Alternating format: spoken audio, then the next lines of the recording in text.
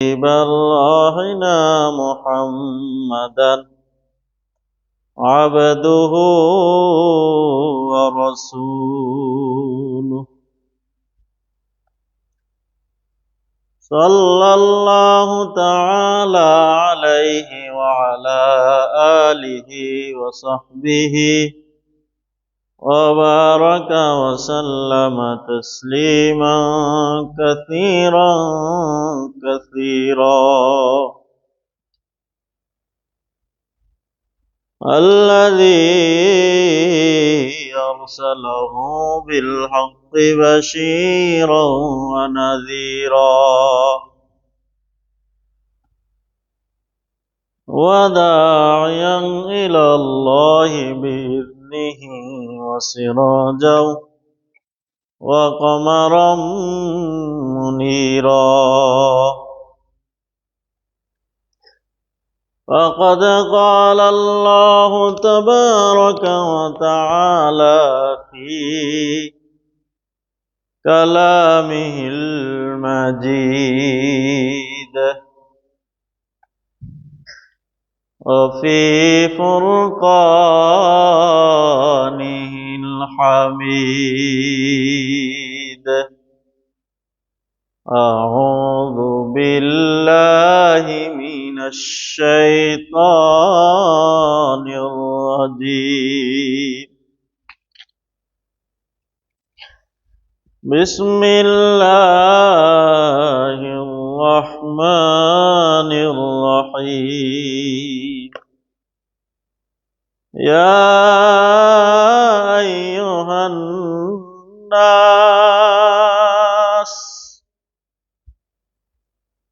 صدق الله العظيم. وقال رسول الله صلى الله عليه وسلم كلكم من آدم وآدم من تراب أو كما قال عليه الصلاة والسلام. وقال سيد الأنام صلى الله عليه وسلم إنما أعمالكم أعمالكم أو كما قال عليه الصلاة والسلام. وقال تعالى في شان حبيبه ومحبوبه آمرا ومخبرا إن الله وملائكته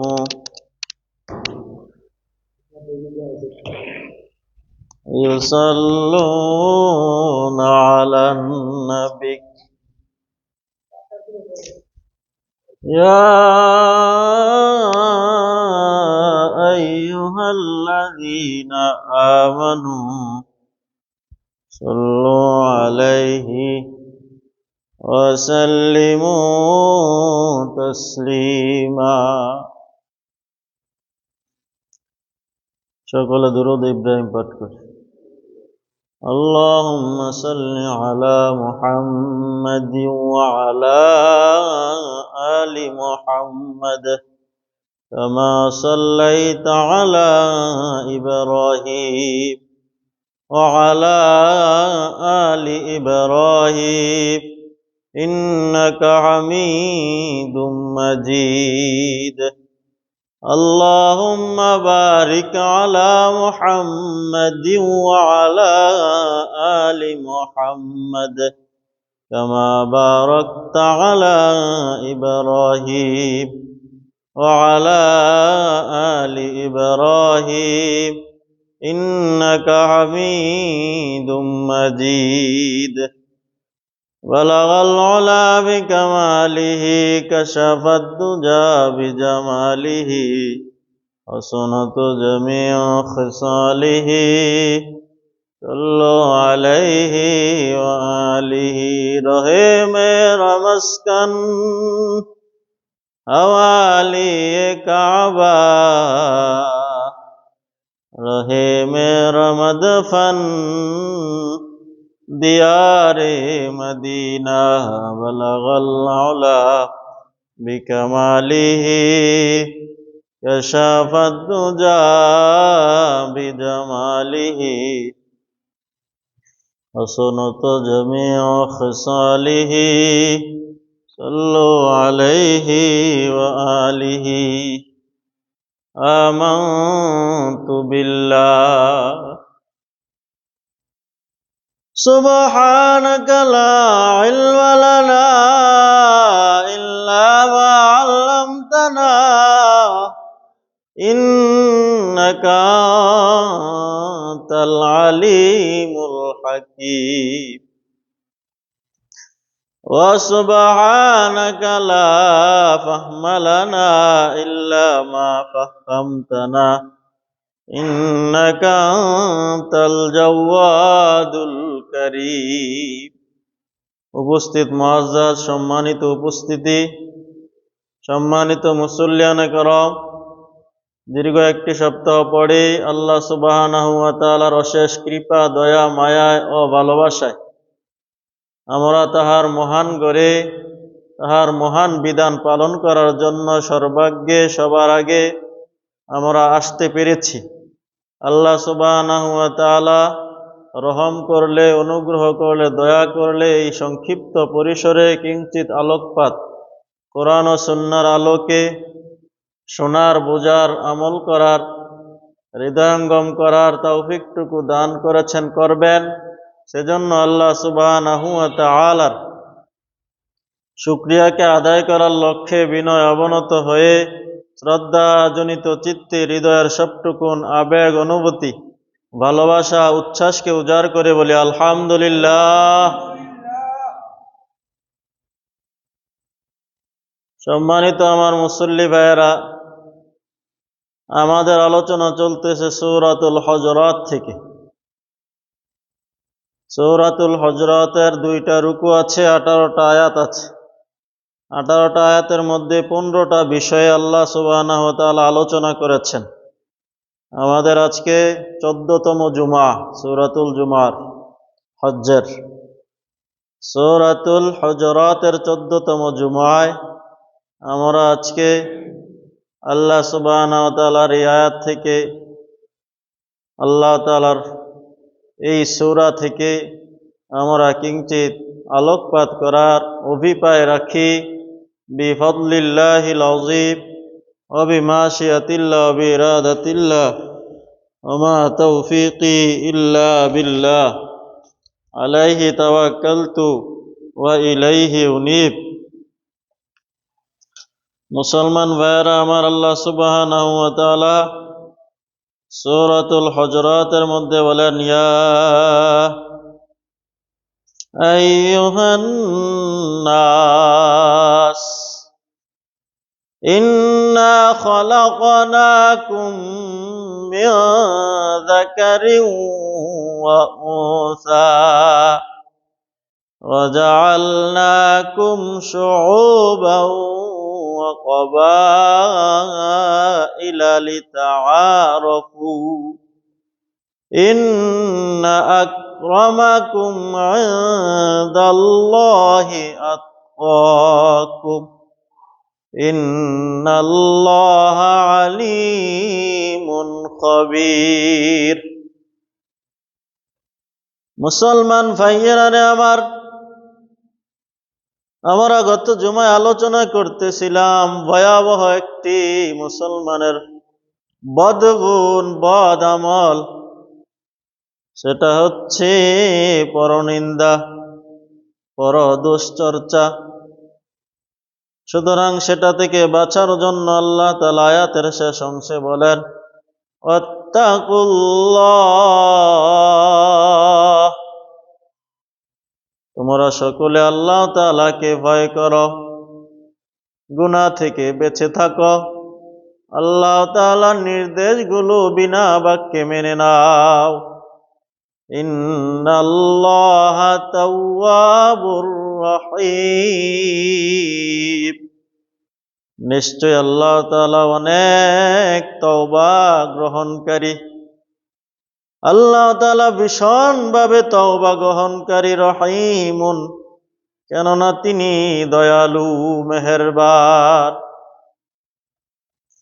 তাহলে আল্লাহ সুবহানাহু ওয়া তাআলা কোরআনের বাক্যে বাক্যে যখনই কোনো বিধান দিয়েছেন তার আগেও বলেছেন আত্তাকুল্লাহ, আল্লাহ তাআলাকে ভয় করো। এটা হচ্ছে সীমা, এটা হচ্ছে পার্টিশন, এটা হচ্ছে বেড়া, এটা হচ্ছে দেয়াল, এর বাহিরে যাওয়া যাবে না। সুতরাং আত্তাকুল্লাহ, আল্লাহ তাআলাকে ভয় করা, এটা হচ্ছে পার্টিশন। এই পার্টিশনের বাহিরে গেলেই তুমি সীমা লঙ্ঘন করবে, অতিক্রম করবে, আল্লাহ তাআলার বিধান থেকে তুমি বিচ্যুতি হয়ে যাবে।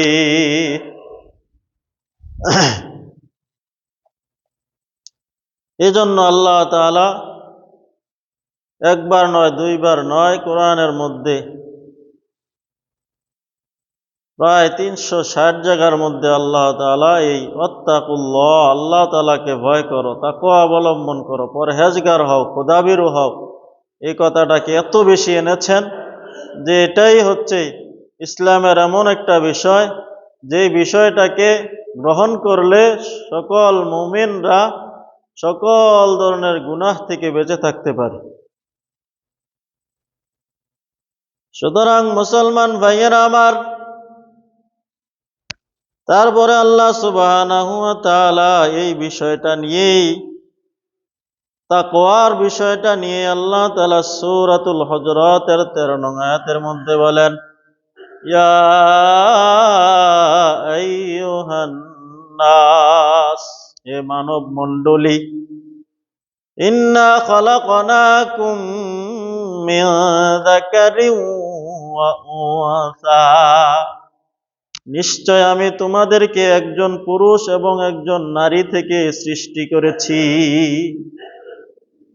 وَجَعَلْنَاكُمْ شُعُوبًا وَقَبَائِلَ, কেন সৃষ্টি করলাম? যেন আমি তোমাদেরকে, তারপরে আমি তোমাদেরকে গোত্রে গোত্রে, জাতিতে জাতিতে, বংশে বংশে বিভক্ত করেছি।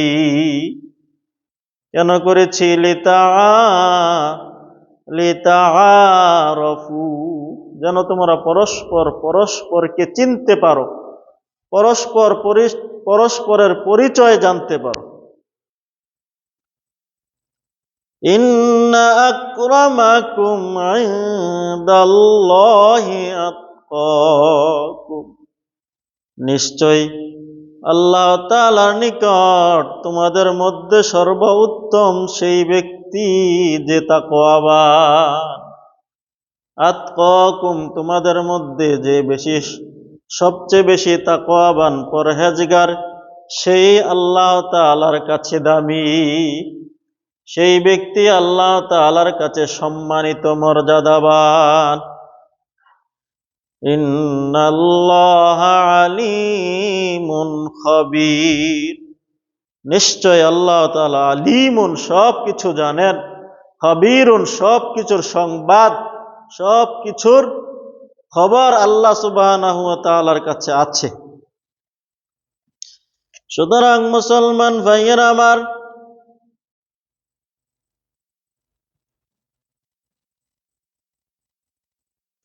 এই আয়াতের একটি শানে নজুল রয়েছে, প্রেক্ষাপট আছে।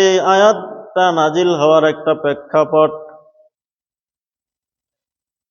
যখন আল্লাহ তাআলার হাবিব মক্কা বিজয় করলেন, বহু আকাঙ্ক্ষিত, বহু প্রত্যাশিত জয় হচ্ছে মক্কা বিজয়, ফাতে মক্কা। আল্লাহ তাআলার মানসা ছিল যাতে মক্কা বিজয়ের দিন কোনো ধরনের রক্তপাত না ঘটে, রক্তপাত ছাড়াই যেন মক্কা বিজয় হয়। এজন্য আল্লাহ তাআলার হাবিবকে ইশারা ইঙ্গিত দিয়েছিলেন। আর আল্লাহ তাআলার হাবিবও চাচ্ছেন যে একটু রক্তপাত যেন না হয়, রক্তপাত ছাড়াই যেন মক্কা বিজয় হয়। যেই মক্কার মধ্যে 13টা বছর মক্কার মধ্যে 13টা বছর এত কষ্ট, এত দুর্ভোগ, এত জুলুম, এত নির্যাতন, এত টর্চার, নির্যাতনের স্টিম রোলার সাহাবাদের উপর চালানো হয়, নবীর উপর চালানো হয়, তাহার পরিবারের উপর চালানো হয়। সেই মক্কা যখন বিজয় হবে, মক্কার বিজয়ের পানে যখন ছুটছেন, তখন রাসূলের ইচ্ছা, আল্লাহ তাআলার ইচ্ছা যেন রক্তপাত না হয়। কেমন রাসূল, কেমন আমাদের আল্লাহ! মুশরিকরা এত নির্যাতন করলেন আল্লাহ তাআলার হাবিবকে, সাহাবায়ে কেরামকে, কিন্তু সাহাবায়ে কেরামের মধ্যে, আল্লাহ তাআলার হাবিবের মধ্যে প্রতিশোধের কোনো ইচ্ছা নেই। যে তারা 13টা বছর আমাদের উপর এত জুলুম করলেন, নির্যাতনের স্টিম রোলার আমাদের উপর চালালেন, সুতরাং আমরা এখন সুযোগ পেয়েছি, তাদেরকে সমানে আমরা কচুকাটা করতেই হবে। না, এই সুযোগটা নিলেন না। মক্কা বিজয়ের সাথে সাথে আল্লাহ তাআলার হাবিব সাধারণ ক্ষমার ঘোষণা সকলকে করে দিলেন। সুবহানাল্লাহ। মক্কা বিজয়ের পরে সাথে সাথে আল্লাহ তাআলার হাবিব ক্ষমা ঘোষণা করে দিলেন। যারা আবু তালিবের ঘরে প্রবেশ করবে তারাও নিরাপদ, যারা বাইতুল্লাহে প্রবেশ করবে তারাও নিরাপদ। অথচ আমাদের দেশে একদল অতিবাহিত হয়ে যখন আরেক দল আসে, তখন সেই দলের ঘর বাড়ির কোনো নাম নিশানা থাকে না। প্রতিশোধের অগ্নিশিখা, অগ্নিলাভা সেই দিন জ্বলে ওঠে। আমাদের হাবিবের সুন্নাহ হচ্ছে ক্ষমা করে দেওয়া, তবে যারা জুলুম করবে তাদের বিচার তো রাষ্ট্রীয়ভাবে হবেই।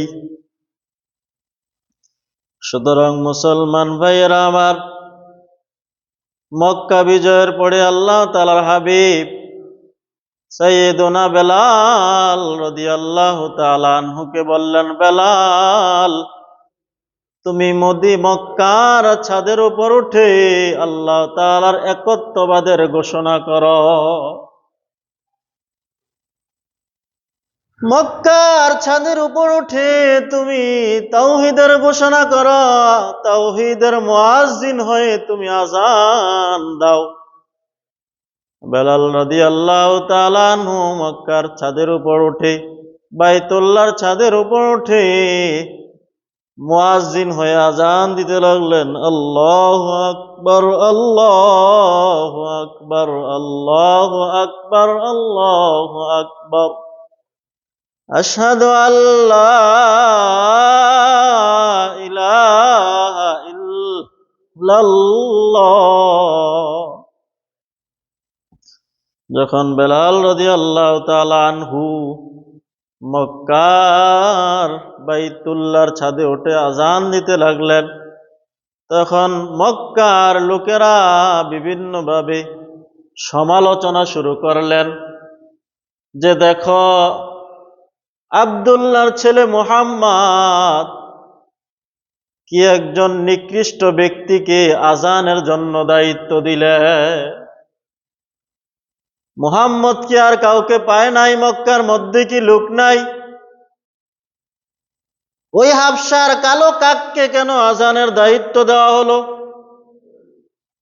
কেননা মক্কার মধ্যে তো স্বজনপ্রীতির অন্যায়ভাবে পক্ষপাতিত্ব করা তাদের একটা চিরাচরিত নিয়ম ছিল, বংশ পরম্পরা নিয়ম ছিল স্বজনপ্রীতি করা, অন্যায়ভাবে আসাবিয়াত পক্ষপাতিত্ব করা, সাম্প্রদায়িকতার অভ্যাস ছিল তাদের মধ্যে। সুতরাং তাদের ধারণা ছিল যে মক্কার লোকদের থেকে একজনকে আযানের দায়িত্ব দেওয়া হবে। যেই বেলাল ছিল হাবশির, যেই বেলাল ছিল প্রচন্ড কালো, ঠোঁট ছিল বড় কালো, বড় বাড়ি বাড়ি, যেই বেলাল ছিলেন গোলাম, যেই বেলালের কোনো অর্থ সম্পদ ছিল না, দেখায় কোনো সৌন্দর্য ছিল না। সুতরাং তারা বেলাল আজান দিবে এটা তারা মেনে নিতে পারছে না। বিশেষ করে হারেস ইবনে হিশাম, সে বলতে লাগলো যে ভালোই হয়েছে, এই ঘটনা দেখার আগে আগে আমার আব্বা ইন্তেকাল করেছে। যদি আমার আব্বা এই ঘটনা দেখতেন আজকে সহ্য করতে পারতেন না যে বেলালের মতো একটা কালো কাক, একটা গোলাম, সে বাইতুল্লাহর মধ্যে ওঠে, যেটা আমাদের যেটা আমাদের তীর্থস্থান, যেটা আমাদের প্রধান ইবাদতের প্রধান জায়গা, সেই ইবাদতের প্রধান জায়গার মধ্যে একটা কালো কাক আজান দেওয়া শুরু করলো।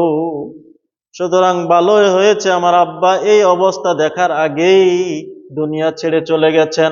আমার কি বদনসিব, আমার কি পোড়া কপাল যে এই অবস্থাটাও আমাকে দেখতে হলো। হারিস ইবনে হিশাম এভাবে ধিক্কার দিতে লাগলো বেলাল রাদিয়াল্লাহু তাআলা আনহুকে এবং আল্লাহ তাআলার হাবিবের এই প্রস্তাবনাকে, এই নির্দেশনাকে ধিক্কার দিতে লাগলেন।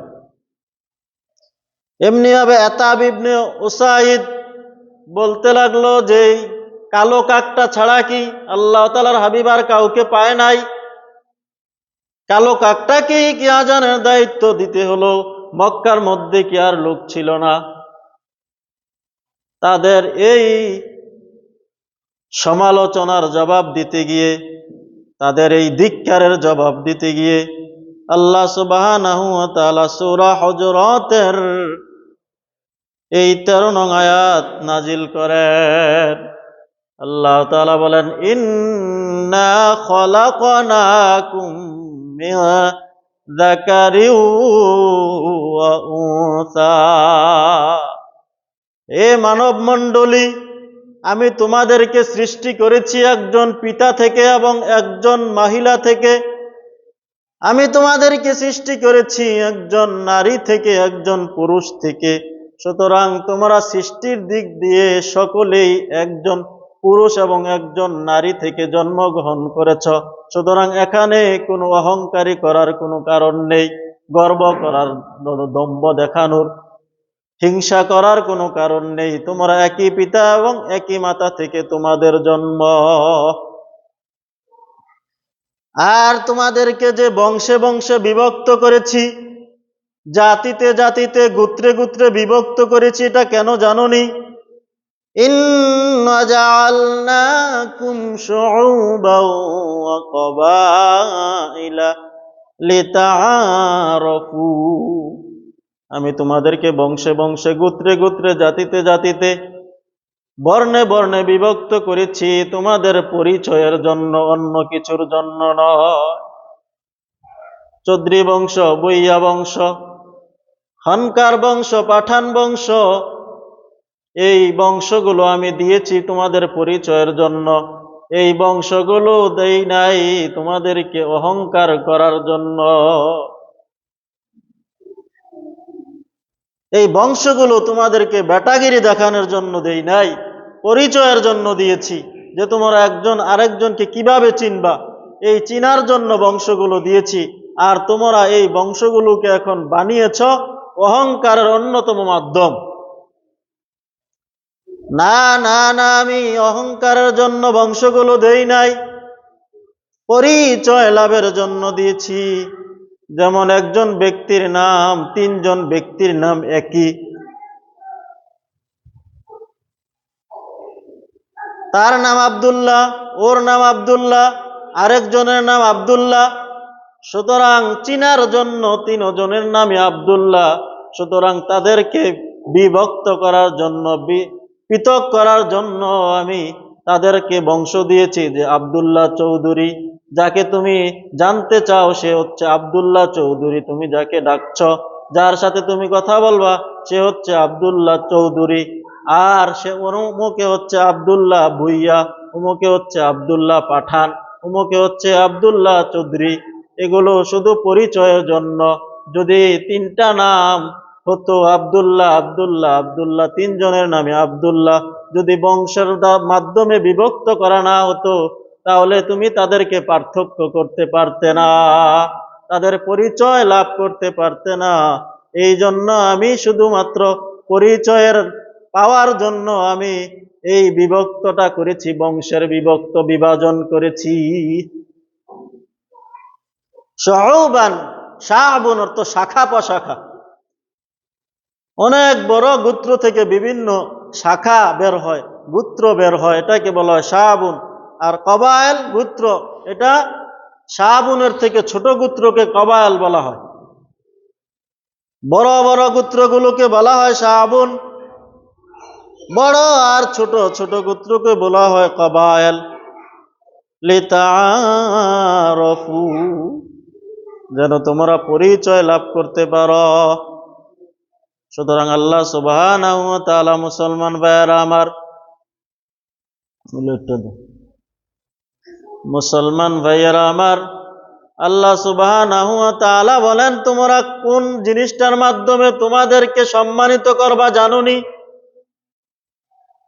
কোন জিনিসটার মাধ্যমে আমার কাছে সম্মানিত হবা, মর্যাদার অধিকারী হবা, এটাও আমি তোমাদেরকে বলে দিচ্ছি। তোমরা তো বংশ নিয়ে বড়াই করছো, তাকাব্বুরি করছো, অহংকারী করছো।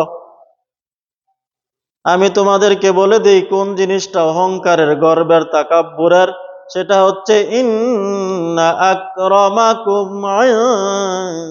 ইনদাল্লাহি আতকাকুম, তোমাদের মধ্যে আল্লাহ তাআলার কাছে সম্মানিত হচ্ছে সেই ব্যক্তি যার অন্তরের মধ্যে আল্লাহ তাআলার তাকওয়া, ভয় আছে।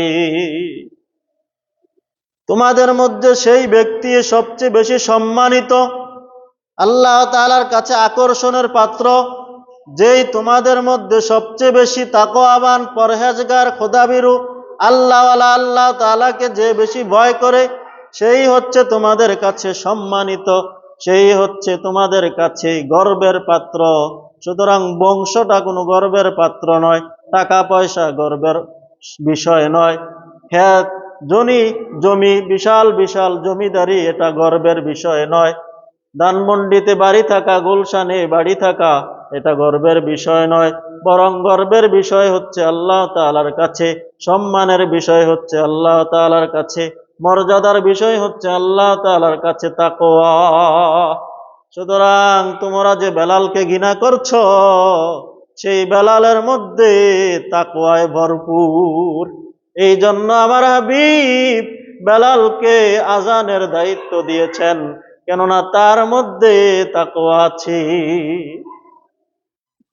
যদিও বেলাল গোলাম, যদিও বেলাল কালো, যদিও বেলাল হাবশির, অনেক দূরের মক্কার নয়, নিজের বাড়ির নয়, নিজের ঘরের নয়, মুহাম্মদ সাল্লাল্লাহু আলাইহি সাল্লামের কোনো আত্মীয় স্বজন নয়, মক্কার কারো আত্মীয় নয়, মক্কার কারো ভাই নয়, মক্কার কারো বন্ধু নয়, মক্কার কারো আত্মীয় স্বজন নয়, কিন্তু সেই ব্যক্তিটার মধ্যে আল্লাহ তাআলা যা চান তা আছে।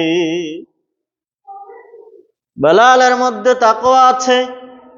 এই জন্য বেলাল রাদিয়াল্লাহু তাআলা আনহুকে আল্লাহ তাআলা সবচেয়ে বড় দায়িত্ব তাওহীদের মুয়াজ্জিন বানাইয়া দিলেন। সুবহানাল্লাহ। সুতরাং মুসলমান ভাইয়েরা আমার, আমরা তাকওয়ার দিকে খেয়াল করি না। একজন ব্যক্তিকে ইমাম বানাবো, সৌন্দর্য দেখলাম, সুর দেখলাম, বা সেই ইমাম। একজন ব্যক্তিকে নেতা বানাবো, টাকা আছে, সম্পদ আছে, বাড়ি গাড়ি আছে, তা বা সেই নেতা। না না মুসলমান ভাইয়েরা আমার, এই আয়াত থেকে আল্লাহ তাআলা আমাদেরকে শিক্ষা দিলেন, নেতা বানাবা, চেয়ারম্যান বানাবা, মেম্বার বানাবা, এমপি বানাবা, মন্ত্রী বানাবা, সরকারের প্রধান বানাবা, বানানোর আগে দেখো তার মধ্যে তাকওয়া আছে কিনা। সেটাই আল্লাহ তাআলার হাবিব শিক্ষা দিলেন। ও বেলাল, তোমাকে দায়িত্ব দেওয়া হলো, তুমি বাইতুল্লাহর ছাদে উঠে আজান দাও। মক্কার লোকেরা সহ্য করতে পারতেছে না কালো হাবশী গোলাম। এই জন্য আবু বকর সিদ্দিক উমাইয়া ইবনে খলফের কাছ থেকে বহু টাকার বিনিময়ে বেলাল রাদিয়াল্লাহু তাআলা আনহুকে আজাদ করে দিলেন। সুবহানাল্লাহ। সুতরাং বেলাল এখন গোলাম নয়, বেলালের মধ্যে তাকওয়ায় ভরপুর। যখন মুসলমানের দুর্দিন ছিল বেলাল সেই দিন আল্লাহ তাআলার হাবিবের ডাকে সাড়া দিয়ে মুসলমান হয়েছেন, কিনা কষ্ট করেছেন। মরুভূমির উত্তপ্ত বালুর মধ্যে কুকুরের ন্যায় দড়ি বেঁধে বেঁধে তাকে মরুভূমির উত্তপ্ত বালুর মধ্যে টেনে টেনে হেঁচড়ে হেঁচড়ে পিঠের চামড়াকে ছিলিয়ে দেওয়া হয়েছে। তারপরও বেলাল বলে, আহাদ আহাদ আহাদ, আল্লাহ এক আল্লাহ অদ্বিতীয়, আল্লাহ এক আল্লাহ অদ্বিতীয়। একটা মুহূর্তের জন্য আল্লাহ তাআলার নামটাকে তিনি ভুলে যান না।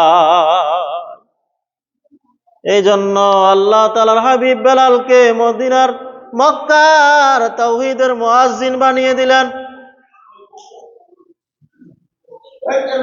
বেলাল রাদিয়াল্লাহু তাআলা আনহুকে মরুভূমির উত্তপ্ত বালির মধ্যে মেড়ে মেড়ে পাথর চাপা দিয়ে মরুভূমির উত্তপ্ত বালির মধ্যে তাকে দিয়ে দেওয়া হলো, রেখে দেওয়া হলো। চামড়া ছিলে যাচ্ছে, চামড়া পুড়ে যাচ্ছে, অন্তর পর্যন্ত পুড়ে যাওয়ার আশঙ্কা। তারপরও বেলাল আল্লাহ তাআলার নামটা একটা সেকেন্ডের জন্য, একটা মুহূর্তের জন্য ছাড়েন না।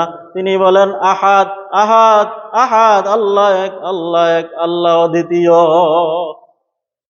সুতরাং মুসলমান ভাইয়েরা আমার, তাদের জবাবে, মক্কার মুশরিকদের, মক্কার কাফেরদের জবাবে আল্লাহ তাআলা আয়াত নাজিল করে জানিয়ে দিলেন, ও আমার বান্দারা, তোমরা জানোনি আমার বেলালের মধ্যে তাকওয়ায় ভরপুর। সুতরাং তাকওয়াই হচ্ছে আমার কাছে সম্মানিত হওয়ার অন্যতম মাপকাঠি। সুতরাং মুসলমান ভাইয়েরা আমার, এখানে আল্লাহ তাআলা আরেকটা বিষয় শিক্ষা দিয়েছেন, সেটা হচ্ছে আল্লাহ তাআলা আমাদেরকে এক পিতা এক মাতা থেকে সৃষ্টি করেছেন। সুতরাং আমরা সকলেই অভিন্ন এক।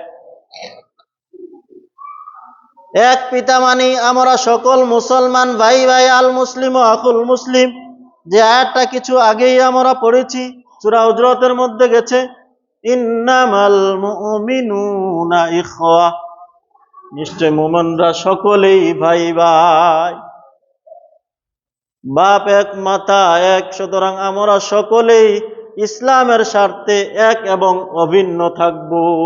আমাদেরকে যেন কাফের শক্তি, কুফরি শক্তি ইসলামকে দুর্বল করার জন্য, ইসলামকে বিশ্বের মধ্যে দুর্বল করার জন্য আমাদেরকে যেন ভিন্ন না করতে পারে। আমরা যখনই আমাদেরকে ভিন্ন করার জন্য আসব, তখনই আমরা এই আয়াত আমাদের অন্তরে থাকবে, এই আয়াত আমাদের সামনে থাকবে, যে আমরা একজন পিতা থেকে, একজন মাতা থেকে আমাদের উৎপত্তি, আমাদের সৃষ্টি, আমরা কখনো ভিন্ন হতে পারি না।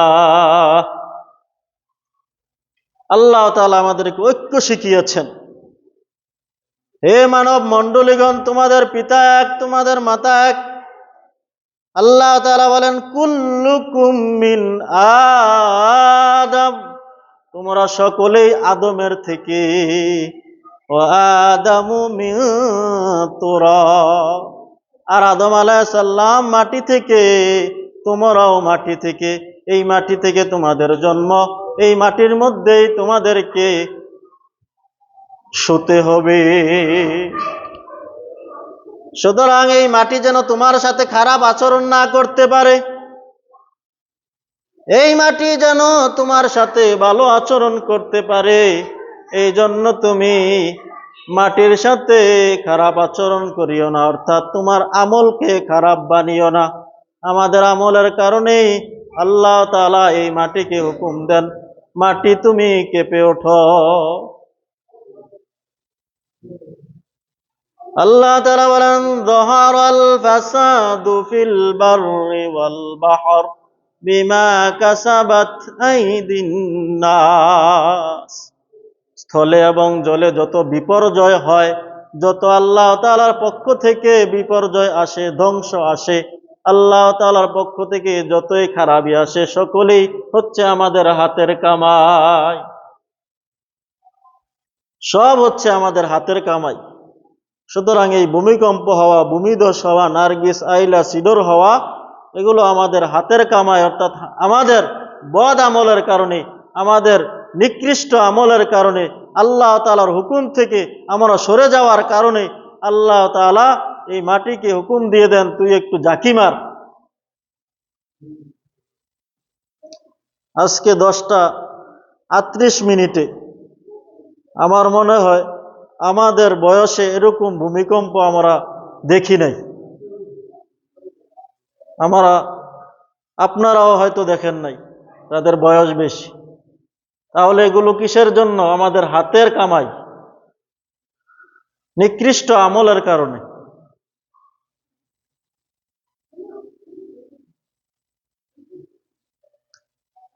আমি যে রুমের মধ্যে ছিলাম, আমাদের পুরাতন মসজিদের ছাদ দেখি উপরে উঠে নিচে যায়, উপরে উঠে নিচে যায়। আমি খাট কাঁপতেছে, আমার শরীর এখনো পর্যন্ত কাঁপতেছে। আমি লা ইলাহা ইল্লাল্লাহ লা ইল্লাল্লাহ কালিমা তৈয়বা পড়তেছি। সুতরাং মুসলমান ভাইয়েরা আমার, আমরা যে আলোচনা করতেছিলাম, আল্লাহ তাআলার কাছে সবচেয়ে বেশি দামি, সবচেয়ে সম্মানিত ওই ব্যক্তি যার মধ্যে তাকওয়া আছে। তাকওয়া হচ্ছে আল্লাহ তাআলার ভয়। তাকওয়া হচ্ছে ইজতিমালুল আওয়ামিরি ওয়া ইজতিনাবুন নাওয়াহি। আল্লাহ তাআলা যা হুকুম দিয়েছেন সবগুলো আল্লাহ তাআলার হাবিবের সুন্নাহ অনুযায়ী পালন করা, ওয়া ইজতিনাবুন নাওয়াহি, এবং আল্লাহ তাআলা যা নিষেধ করেছেন সবগুলো থেকে বিরত থাকার নাম হচ্ছে তাকওয়া। সুতরাং মুসলমান ভাইয়েরা আমার, মুসলমান দামি হবে তাকওয়ার কারণে, মুসলমান মানুষের কাছে গণ্যমান্য হবে তাকওয়ার কারণে। এজন্য মুসলমান ভাইয়েরা আমার, আমাদেরকে এক থাকতে হবে এবং আমাদের সমাজের নেতৃস্থানীয় যাকে বানাবো, যাকে সর্দার বানাবো, তার মধ্যে দেখতে হবে আল্লাহ তাআলার ভয় আছে কিনা, তাকওয়া আছে কিনা। যদি তাকওয়া না থাকে তাহলে সে কখনো সমাজের নেতৃস্থানীয় লোক হতে পারে না। কিন্তু আজকে আমরা তাকওয়া খুঁজি না, আমরা খুঁজি কার বেশি টাকা আছে, কে বড়, সবচেয়ে বড় অভিনেতা, তাকেই আমরা নেতা বানাই। অথচ আল্লাহ তাআলার হাবিব আমাদেরকে শিক্ষা দিলেন। বেলাল কালো ছিল, হাবশী গোলাম ছিল, তারপরেও মক্কার মধ্যে এত লোক থাকার পরেও, আল্লাহ তাআলার হাবিবের পরিবারের লোক থাকার পরেও বেলাল রাদিয়াল্লাহু তাআলা আনহুকে মক্কার মসজিদের মুয়াজ্জিন বানালেন। মেরাজের রজনীতে আল্লাহ তাআলার হাবিবকে নিয়ে যখন জান্নাতে ঢুকলেন, আল্লাহ তাআলার হাবিবকে নিয়ে জিবরাইল আমিন জান্নাতে ঢুকলেন। দেখেন আল্লাহ তাআলার হাবিবের আগে আগে কার জানি পায়ের আওয়াজ শোনা যায়। আল্লাহ তাআলার হাবিবের হাঁটার আগেই আল্লাহ তাআলার হাবিবের সামনে কার জানি পায়ের হাঁটার আওয়াজ শোনা যাচ্ছে। সুতরাং জিবরাইল আলাইহিস সালামকে জিজ্ঞাসা করলে জিবরাইল বললেন, আপনার মুয়াজ্জিন বেলাল রাদিয়াল্লাহু তাআলা আনহুর আওয়াজ। মেরাজ থেকে ফিরে এসে আল্লাহ তাআলার হাবিব বেলাল রাদিয়াল্লাহু তাআলা আনহুকে বললেন, ইয়া বেলাল, তুমি কি এমন আমল করো যে আমলের কারণে মেরাজের রজনীতে আমি তোমাকে আমার সামনে হাঁটতে দেখলাম? আল্লাহ তাআলার হাবিবকে বেলাল বলেন, ইয়া রাসূলুল্লাহ, ইয়া হাবিবাল্লাহ, তেমন কোনো আমল নয়। যখনই আমি ওযু করি 2 রাকাত তাহিয়াতুল ওযু দুকুল্লিল মসজিদের নামাজ আদায় করি। সুবহানাল্লাহ। সুতরাং সেই তাকওয়ার কারণে আল্লাহ তাআলার হাবিব বেলাল রাদিয়াল্লাহু তাআলা আনহুকে মক্কার বাইতুল্লাহর মসজিদের মুয়াজ্জিন বানালেন।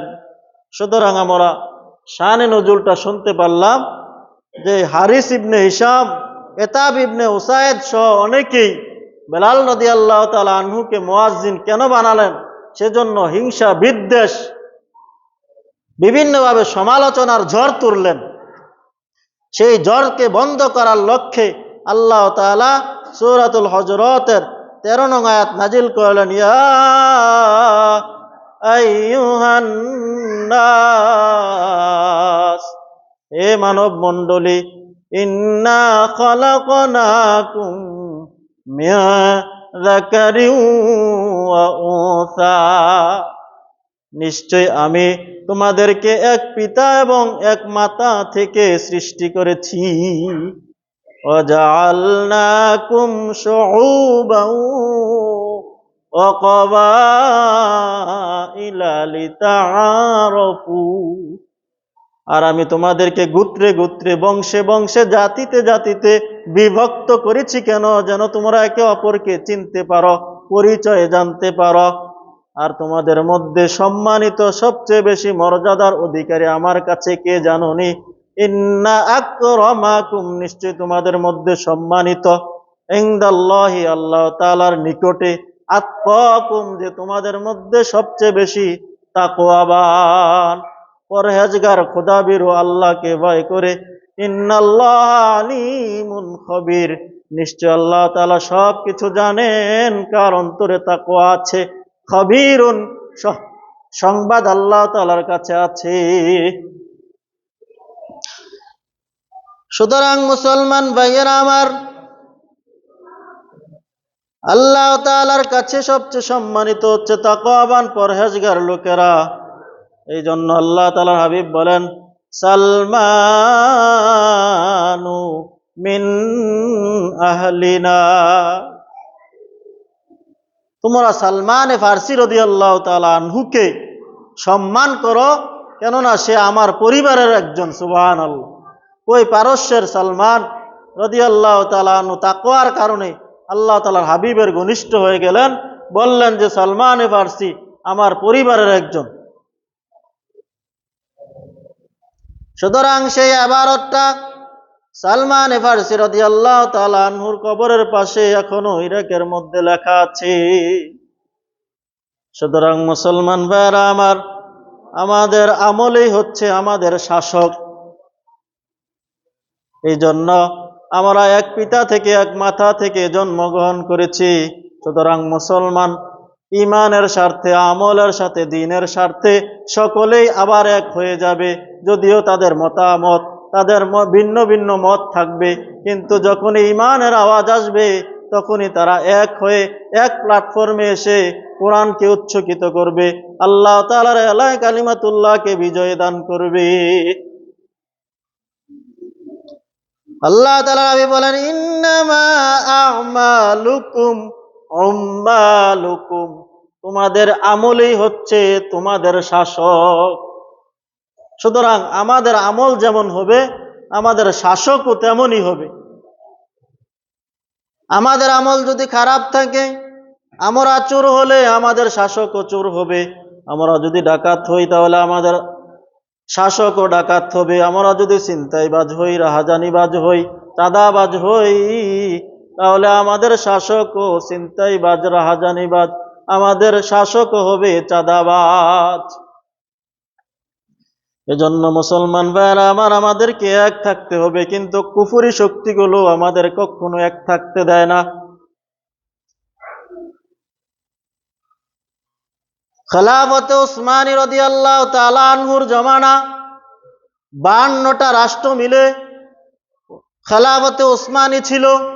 তখন সকলে এক ছিল, কোনো কুফরি শক্তি খেলাফতে উসমানী রাদিয়াল্লাহু তাআলা আনহুর জমানায় তাদের উপর ঝাঁপিয়ে পড়ার সাহস দেখায় নাই।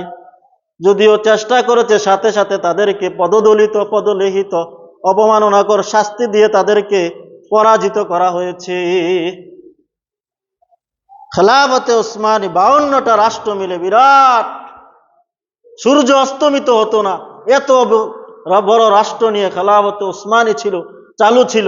কিন্তু কুফরি শক্তি দেখলো যে তাদের সাথে কোনোভাবেই পারতেছি না, সুতরাং তাদেরকে কিভাবে বিভক্ত করা যায়, বিভাজন তাদের মধ্যে কিভাবে ছড়িয়ে দেওয়া যায়, তখনই তারা চেষ্টা শুরু করলো। তারা আরবদেরকে বলল, তোমাদের রাষ্ট্র ক্ষমতা তুর্কিরা চালাবে, যে তুর্কির রাজধানী ছিল ইস্তাম্বুল।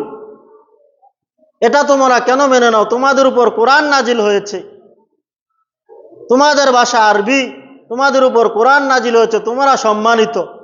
সুতরাং তোমরা আরব লীগ নামে একটা দল তৈরি করে তাদের থেকে বিচ্ছিন্ন হয়ে যাও। ওই দিক দিয়ে তুর্কিদেরকে বলল যে তোমরা কেন তাদেরকে গণ্য করতেছ, তোমরা কেন তাদেরকে মানতেছ? সুতরাং তোমরা নিজেরাই এক হয়ে যাও, তোমরা তাদেরকে ছেড়ে দাও।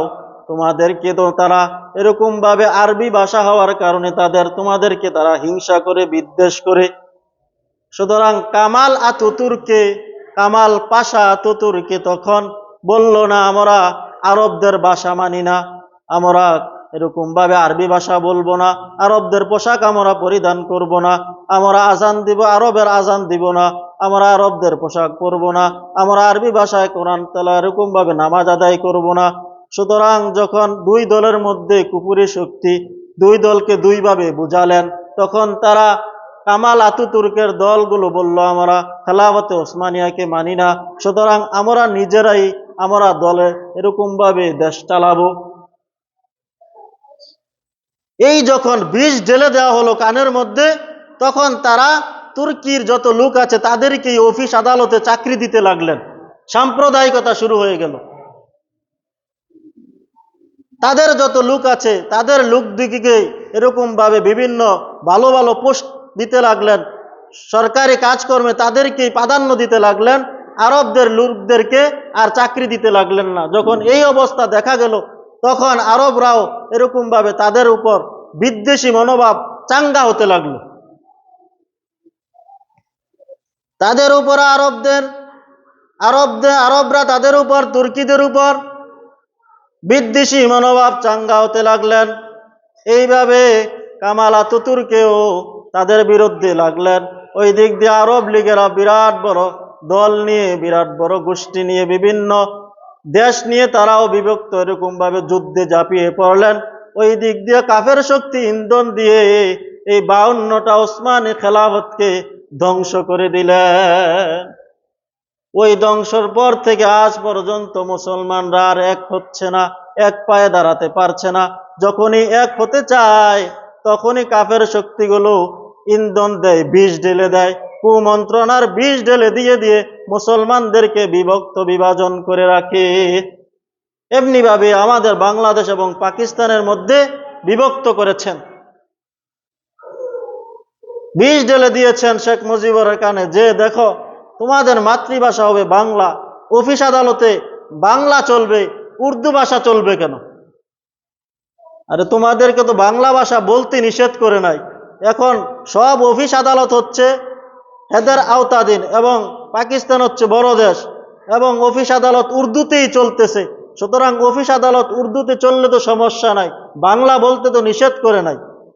এখন বাংলাদেশের অনেক মানুষ অনেক ভাষায় কথা বলে, সিলেটির এক ভাষায় কথা বলে, এরকম ভাবে পার্বত্য চট্টগ্রামের ভাষায় বোঝা যায় না। এখন যদি পার্বত্য চট্টগ্রামের তারা আন্দোলন করে, না আমাদের ভাষায় রাষ্ট্রীয়ভাবে চলতে হবে, এটা কি যৌক্তিক হবে? সামান্য কয়টা মানুষ তাদের ভাষায় চলবে কেমনে? যেটা বাংলা শুদ্ধ সেটাই অফিস আদালতে চলবে। ঠিক তদ্রূপভাবে তখনও ওই উর্দু ভাষা অফিস আদালতে চলতেছিল, কিন্তু হিন্দু এরকম ভাবে ভারতীয় শক্তিগুলো, কুফির শক্তিগুলো বিষ ঢেলে দিলেন, না অফিস আদালতে বাংলা চলতে হবে। এভাবেই মুসলমান রাষ্ট্রগুলোর মধ্যে, মুসলমান দেশের মধ্যে বিষ ঢেলে ঢেলে মুসলমানদেরকে বিভক্ত করা হলো। আল্লাহ তাআলা বলেন, ইন্না খলাকনাকুম মিন যাকারিন ওয়া উনসা, তোমরা বিভক্ত হইও না ইসলামের স্বার্থে, ইসলামের স্বার্থে তোমরা এক থাকবে, কেননা তোমাদের পিতা এবং তোমাদের মাতা একজন। সুতরাং আল্লাহ সুবহানাহু ওয়া তাআলা আমাদের সকলকেই ইসলামের স্বার্থে এক থাকার তৌফিক দান করুন, সকলে বলে আমিন। এখনো পর্যন্ত আমাদের বাংলাদেশের মুসলমান যে দলগুলো আছে এবং বিএনপি সহ এক হতে দিচ্ছে না, বিএনপিকে একভাবে বুঝাচ্ছে, ইসলামী দলগুলোকে আরেকভাবে বুঝাচ্ছে। যখনই কয়েকটা দল এক হতে চায় তখন আবার তাদেরকে বিষ ঢেলে দেয়, কুমন্ত্রণার বিষ ঢেলে দিয়ে আবার বিচ্ছিন্ন করে দেওয়া হচ্ছে। এই জন্য মুসলমান ভাইয়েরা আমরা আল্লাহ তাআলার এই বিধান থেকে আমাদের পিতা এবং মাতা এক, ইসলামের সাথে আমরা সকলেই এক হয়ে যাব। আমাদের মত পার্থক্য থাকতে পারে, মতভিন্নতা থাকতে পারে, ইসলামের স্বার্থে যখনই ডাক আসবে আমরা এক হয়ে যাব। আর আমাদের আমলই হচ্ছে আমাদের শাসক। সুতরাং আমরা কাকে ভোট দিব না দিব সেটা আমাদের আমল, এটাই হচ্ছে আমাদের শাসক। আমাদের আমলই আমাদের শাসক বানাবে। এই জন্য একটু চিন্তা করতে হবে মুসলমান ভাইয়েরা আমার, আমানতের খেয়ানত করা যাবে না। আল্লাহ তাআলা আমাদের সকলকে এক এবং নেক থাকার এবং আমাদের সকলকে তাকওয়ার উপর, তাকওয়া ভিত্তিক সমাজ গঠন করার, তাকওয়াবান ব্যক্তিকেই সমাজের সর্বক্ষেত্রে নেতা বানাবার তৌফিক দান করুন। সকলে বলে আমিন। মুসলমান ভাইয়েরা আমার, আল্লাহ সুবহানাহু ওয়া তাআলার গড়ে আমরা প্রত্যেক জুমায় দান করে থাকি। সুতরাং আজকের জুমায় কে আছেন মুসলমান ভাইয়েরা? আল্লাহ তাআলার গড়ে দান করার জন্য আজকের জুমায়